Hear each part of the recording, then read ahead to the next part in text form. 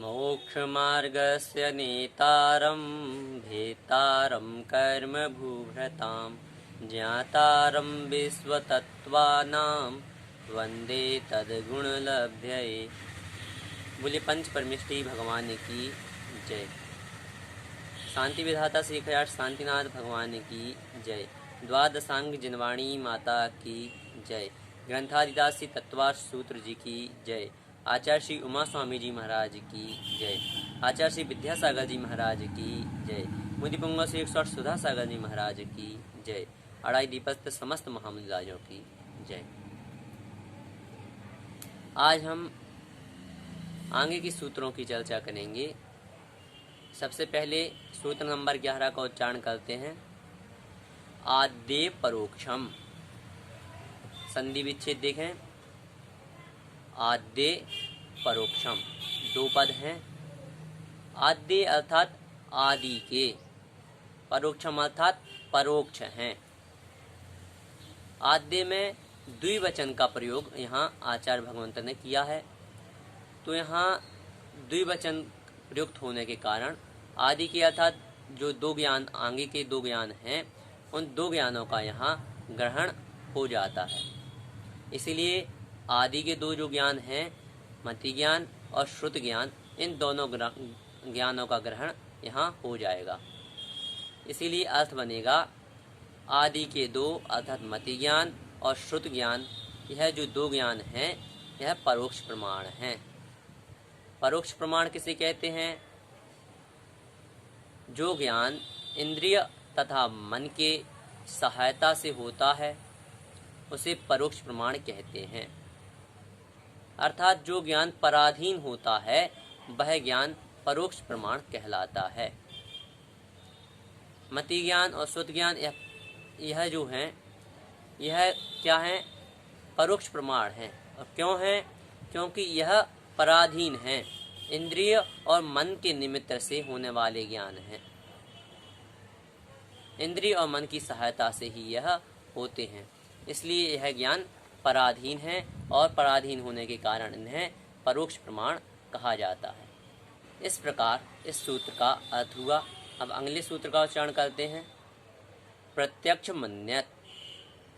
पदच्छेद देखें। प्रत्यक्षम अन्यत। इस प्रकार इसमें भी दो पद हैं। पहला पद जो है प्रत्यक्षम, इसका अर्थ होगा प्रत्यक्षम अर्थात प्रत्यक्ष हैं। अन्यत अर्थात अन्य। अन्य कौन से शेष हैं?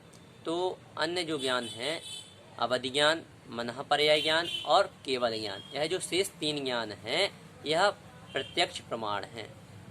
प्रत्यक्ष प्रमाण की परिभाषा जानते हैं। जो बाह्य इंद्रियादि के निमित्त के बिना होता है वह प्रत्यक्ष प्रमाण कहलाता है। इसके दो भेद हैं, एक तो देश प्रत्यक्ष, दूसरा सकल प्रत्यक्ष।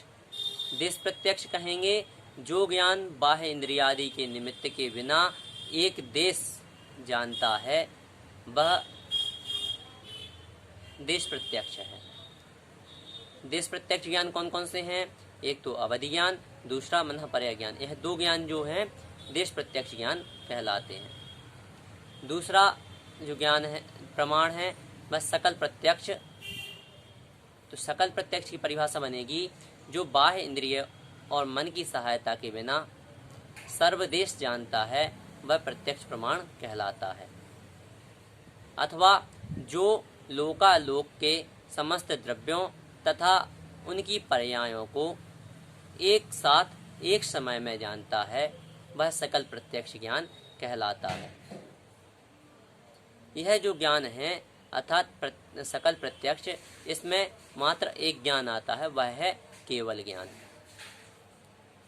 यह केवल ज्ञान जो है यह स्वाधीन ज्ञान है, पूर्णतः स्वाधीन है। प्रत्यक्ष का अर्थ ही होता है स्वाधीन। जिस प्रकार परोक्ष को हमने समझा था कि परोक्ष इंद्रिय और मन की सहायता से होता है, इसलिए वह इनके अधीन है, इसीलिए पराधीन है। परंतु यह जो ज्ञान प्रमाण है, प्रत्यक्ष प्रमाण है, यह किसी के अधीन नहीं है। यह बाह्य इंद्रिय आदि के निमित्त के अधीन नहीं है, इसीलिए यह स्वाधीन ज्ञान है।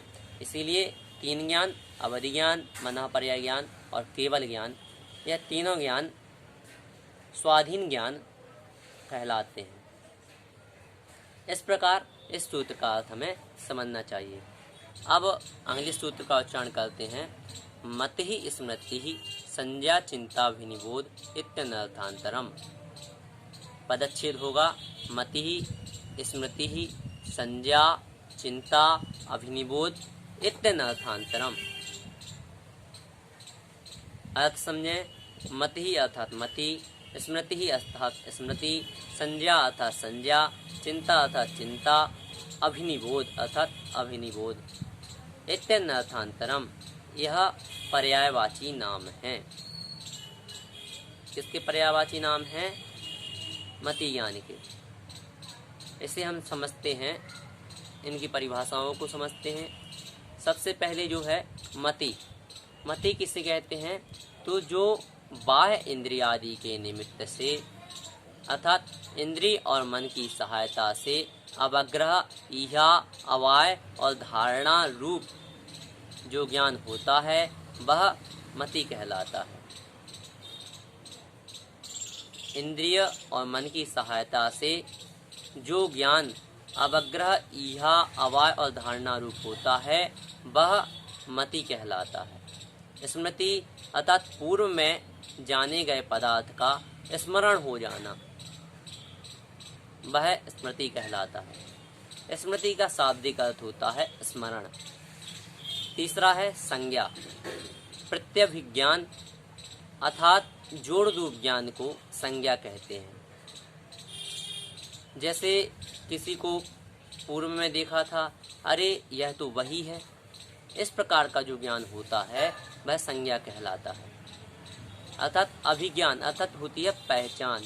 कुछ थोड़ा बहुत पहचान हुई और हमने फिर जान लिया यह तो वही है जो पूर्व में हमने देखा था, अथवा पूर्व में तो हम इनसे मिल चुके हैं। इस प्रकार का जो ज्ञान है वह संज्ञा। चिंता का अर्थ होता है तर्क व्याप्ति के द्वारा हुए ज्ञान को चिंता कहते हैं। तर्क और व्याप्ति के द्वारा जो ज्ञान होता है वह चिंता कहलाता है। तर्क अर्थात जैसे कोई पर्वत पर धुआं जल रहा है तो हमें वहाँ ज्ञान हो जाता है यहाँ आग होगी, अर्थात यहाँ अग्नि है। कहा संस्कृत में कहते हैं यत्र यत्र धूमः तत्र तत्र अग्नि, अर्थात जहाँ जहाँ धुआं है वहाँ वहाँ अग्नि होगी। तो इस प्रकार का जो ज्ञान होता है कि जैसे वहाँ धुआं है और इसलिए वहाँ अग्नि होगी, इस ज्ञान को हम चिंता कहते हैं। अंतिम है अभिनिबोध।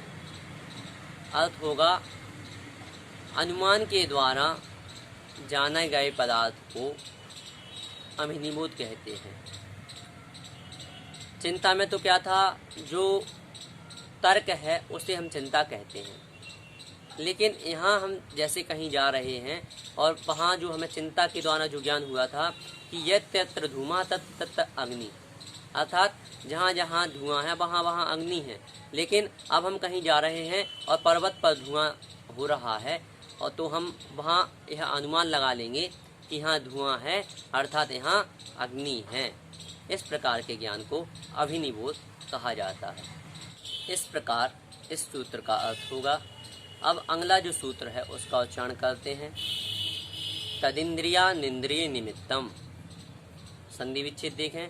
तत् इंद्रिय अनिंद्रिय निमित्तम। इस प्रकार इसमें चार पद हैं। तत् अर्थात वह, इंद्रिय अर्थात इंद्रिय, अनिंद्रिय अर्थात अनिंद्रिय अर्थात मन, निमित्तम अर्थात निमित्त से अथवा सहायता से होता है। तत् में जो पूर्व से हम मति ज्ञान का वर्णन चल रहा था, यहाँ उस मति ज्ञान का वर्णन अर्थात मति ज्ञान शब्द को हमें यहाँ ग्रहण करना है। तो पूर्ण अर्थ होगा तत् अर्थात वह मति ज्ञान इंद्रिय और मन की सहायता से होता है। इंद्रिय किसे कहते हैं? तो जिसके द्वारा संसारी आत्मा की पहचान हो उसे इंद्रिय कहते हैं। यह इंद्रियां 5 होती हैं: स्पर्शन, रसना, घ्राण, चक्षु, कर्ण। प्रथम जो इंद्रिय है स्पर्शन इंद्रिय, यह क्या है? तो जिसके द्वारा हल्का भारी, रूखा चिकना, ठंडा गरम और कड़ा नरम, इन 8 का ज्ञान होता है, उसे स्पर्शन इंद्रिय कहते हैं। द्वितीय है रसना इंद्रिय। रसना इंद्रिय की परिभाषा बनेगी जिसके द्वारा खट्टा, मीठा, कड़वा, कसायला और चरपरा, इन 5 का ज्ञान होता है, उसे रसना इंद्रिय कहते हैं। घ्राण, जिसके द्वारा सुगंध और दुर्गंध इन 2 का ज्ञान हो, उसे घ्राण इंद्रिय कहते हैं। चक्षु, जिसके द्वारा हमें वर्णों का ज्ञान हो। कौन से वर्णों का? काला, नीला, पीला, लाल, सफ़ेद, इन वर्णों का ज्ञान हो, वह चक्षु इंद्रिय कहलाती है। अंतिम है कर्ण। तो जिसके द्वारा हमें ध्वनियों का ज्ञान हो, वह क्या है? कर्ण इंद्रिय है। जैसे सा, रे, गा, मा, पा, दा, नी, इस प्रकार इन 5 की परिभाषाएं बनेंगी। जो अब दूसरा है वह है मन। मन जो है यह अनिंद्रिय है, अर्थात इंद्रिय नहीं है अथवा किंचित इंद्रिय, इस प्रकार से इसे समझना चाहिए। अब अगले सूत्र का उच्चारण करते हैं। अवग्रहेहा वाय धारणा। संधि विच्छेद देखें। अवग्रह, इहा, अवाय, धारणा। अर्थ होगा अवग्रह, इहा, अवाय और धारणा, यह 4 मति ज्ञान के भेद हैं। इस सूत्र में मति ज्ञान शब्द का ग्रहण स्वयमेव हो जाता है, क्योंकि अभी उसी का वर्णन चल रहा है। तो सबसे पहले जो है अवग्रह। अवग्रह क्या है? तो दर्शन के पश्चात सर्वप्रथम जिस पदार्थ का ज्ञान हो वह अवग्रह कहलाता है। जैसे हमने किसी चीज़ को देखा और उसके पश्चात हमें ज्ञान हुआ, पहले तो केवल दर्शन मात्र हुआ, अर्थात पहले हमने देखा, उसके पश्चात हमें जो ज्ञान हुआ वह क्या ज्ञान हुआ? जैसे पहले कुछ हवा में उड़ रहा था, हमने देखा कुछ उड़ रहा है, लेकिन हमें पता नहीं था क्या उड़ रहा है या क्या है। तो अब उसका जो हमें ज्ञान हुआ कि वह सफ़ेद है, श्वेत है, तो यह जो ज्ञान हुआ यह कहलाएगा अवग्रह। दूसरा है ईहा। इसकी परिभाषा होगी अवग्रह के द्वारा जाने गए पदार्थ को विशेष जानने की लालसा होना, विशेष जानने की इच्छा होना, यह होगा ईहा। ईहा को कैसे समझेंगे? तो जो हमने अवग्रह के द्वारा जाना कि वह सफ़ेद है, वह सफ़ेद क्या है? तो अब उसकी जो जिज्ञासा हुई वो क्या हुई? ईहा। अवाय की परिभाषा होगी विशेष चिन्ह देखकर पदार्थ का ज्ञान होना। जैसे अवग्रह में हमने देखा था वह सफ़ेद है, दर्शन में हमने देखा था कुछ लहरा रहा है अथवा कुछ है, लेकिन अवग्रह में हमने क्या देखा? वह सफ़ेद है। ईहा में उसे जानने की इच्छा प्रकट हुई। अब अवाय में जो है क्या हो गया? वह जो है वह पताका है। इस प्रकार से हमने क्या देखा? उसमें विशेष चिन्ह देख लिया। क्या देखा विशेष? कि वह लहरा रहा है, और लहराता है इसीलिए वह पताका है, अर्थात झंडा है। तो यह क्या हुई? अवाय। धारणा की परिभाषा बनेगी अवाय द्वारा जाने गए पदार्थ को कालांतर में नहीं भूलना। जैसे जो हमने पताका का ज्ञान किया था कि वह पताका है। अब उसकी धारणा बना लेना, वह क्या होगी, धारणा होगी। और उसे कालांतर में जब भी हम वहाँ जाएंगे तो कहेंगे अरे वहाँ तो वह पताका लहरा रही थी, लहरा रही है। इस प्रकार से यह होगी धारणा। इस प्रकार इस सूत्र का भी अर्थ हमने जाना। आज हमने 5 सूत्रों को पढ़ा। आद्य परोक्षम प्रत्यक्ष मन्यत मति स्मृति संज्ञा चिंताभिनिवोत इत्यनर्थांतरम तदिंद्रियानिंद्रिय निमित्तम अवग्रहेहा वाय धारणा। इस प्रकार यह जो 5 सूत्र हैं इनका अर्थ हमने समझा।